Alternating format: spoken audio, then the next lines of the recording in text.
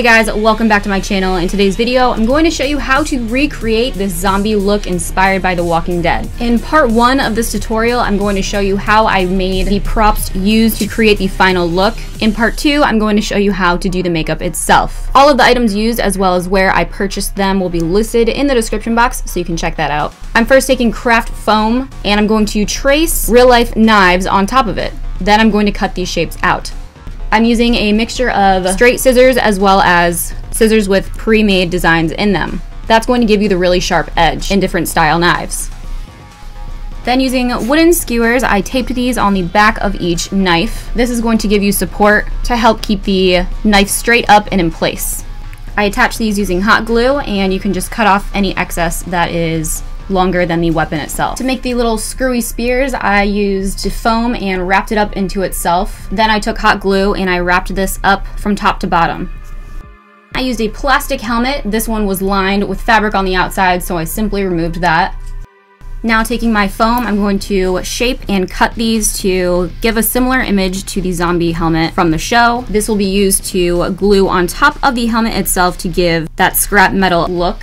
To make the foam look like metal, I'm using silver spray paint. This is Rust-Oleum hammered spray paint. You can spray this when you're done attaching all the weapons, or you can spray it piece by piece prior to attaching. That's completely up to you. I honestly did a mixture of both. Now using hot glue, I'm going to attach each weapon and then layer different size sheets all over the helmet to give the scrap metal look. I also hot glued on some washers that I already had around the house. Then using different color paint, I'm going to paint this to give it more of a realistic look. And I also used scab blood and vampire blood to give it a gory, bloody finish. For the spikes on my body, these are just made out of rolled up paper, held together by tape, spray painted and painted. The amount of spikes and helmet knives are completely up to you. It all just depends on your time and patience. Now I'm going to show you how to do the makeup. I do have 2 different versions of this similar style. This is the 2D version. I also have a 3D version, which is more gory and bloody. You can click the link here to check that video out. To get started, I'm going to paint on my teeth. So I'm first using white as a base, then using a very teeny tiny brush to fill in lines to create the shape of teeth. For this, I'm just using matte black and white face paint. Then moving on to my chest piece, I'm going to use Cinema Secrets Zombie Makeup Palette. So I'm using a mixture of beige, yellow, green, red, purple, and black. I'm going to fill in my neck and chest. You can do as much as you want. You can also fill in your arms, your hands, your nails, etc. And I'm going to create the look of a sunken-in chest as well as decay and infection, basically like the gory death look, if you will. So you can also add different wounds or veins, etc. I then used the green tint and applied this on my face. To get these spikes on my body to stay in place, I used Pro Gaff tape. I made this double-sided and attached it to the area I wanted, then covered it with a layer of latex and paint.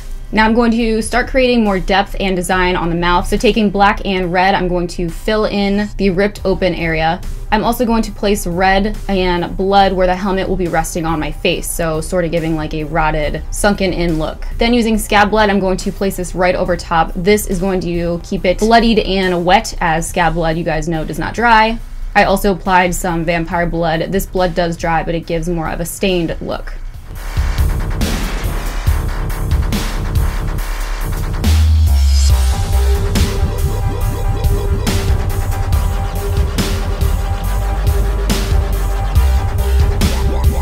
So this is the 2D version. I fell in love with this look and I was really dedicated to it. I also didn't want to use this helmet for simply one look. So I did recreate this in another more gory 3D version. So to see that, you can click the link here.